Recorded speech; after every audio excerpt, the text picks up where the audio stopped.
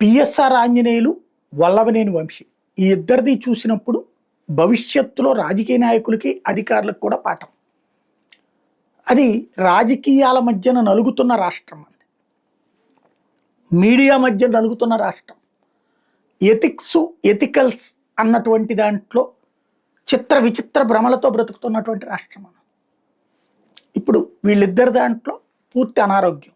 వాళ్ళేం నాటకాలు ఆడట్లా, ఒరిజినల్గా లగ్జూరియస్ లైఫ్ ఆస్వాదించేవాళ్ళు, అందరి చేత గౌరవించబడుతూ ఉండేటటువంటి వాళ్ళు. ఇవాళ రోజున ఒక జైల్లో ఒక సాధారణ ఖైదీల్లాగా బ్రతకాలన్నప్పుడు వచ్చే సైకలాజికల్ ప్రెషర్, ఫిజికల్ ప్రాబ్లమ్స్, దానికి తోడుగా ఎదురైనటువంటి హెల్త్ ప్రాబ్లం.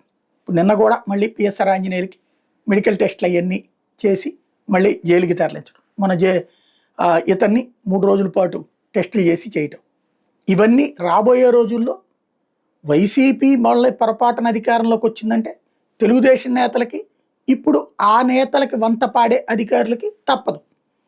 అదే కనుక ఇక జీవితంలో వైసీపీ రాకపోతే అది వీళ్ళకి సంబంధించిన దాంతో ముగుస్తుంది. ఇంకొకసారి ఇట్లాంటిది పని చేయకుండా ఆగుతున్నారంటే ఆగట్లేదు కదా, అప్పుడు వాళ్ళకి అనుకూలంగా పనిచేస్తే ఇప్పుడు వీళ్ళకి అనుకూలంగా పనిచేస్తున్నారు.